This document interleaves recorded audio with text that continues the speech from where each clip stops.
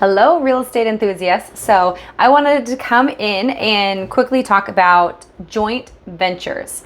So many of you have probably been in deals or going into deals where you need to pull in a partner into the property. So some of you or most of you are familiar with banks, promissory notes. So when a bank is a partner on a deal, basically they're going to be the promissory note on the property, and so that is going to be set up differently. Basically, a bank is a first lien on a deal. So if you are starting to talk to investors and you are going to be pulling in either a partner to help with operations, a partner for their experience, a partner to be the funding piece, be an equity partner. You can have multiple partners, different structures depending on the size of the deal. So when you start doing this, the best way is to set up a joint venture.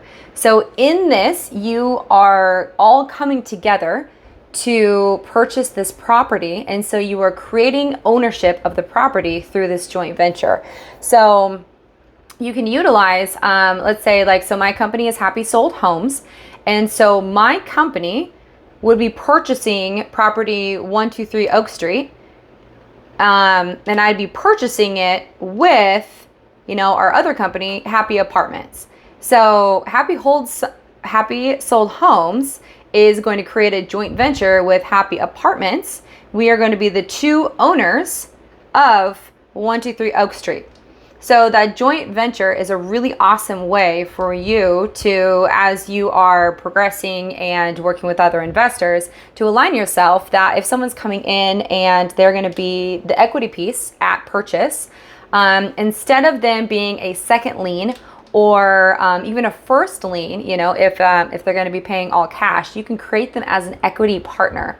So you would set that up as a joint venture. So if your title company is not familiar with this, because it's best to align yourself with a title company that has an attorney that can actually create the joint venture for you, or at least provide that in the closing docs on a more formal basis. So a joint venture is something that really you and your partner can create. You can create it on a Word document and basically stating what the operation agreement is,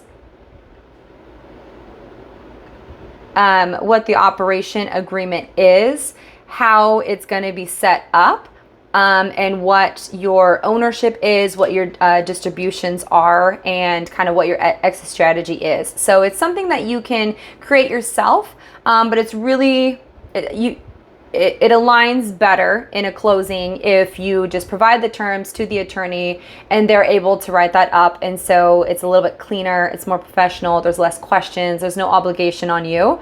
And if you have a title company that's familiar with this, which they should be, especially if you're a real estate investor, or a title company that has an attorney's office, then they can create the doc for you. So usually if an attorney is going to write it up, it's going to range from like $400 to $600. So just be aware of that at closing, but it's a lot cleaner to have someone else do that final preparation for you guys. So everything is clear and concise and is there for you. So, but just wanted to kind of give you that quick rundown on what a joint venture is. And so as you are raising money or aligning yourself with other investors, going into a deal, whether there's 1 to 5 of you, a smaller deal, that it is a really simple process to set up a joint venture in that ownership where everything is laid out, everything is clear, and everyone knows their responsibilities and piece of that deal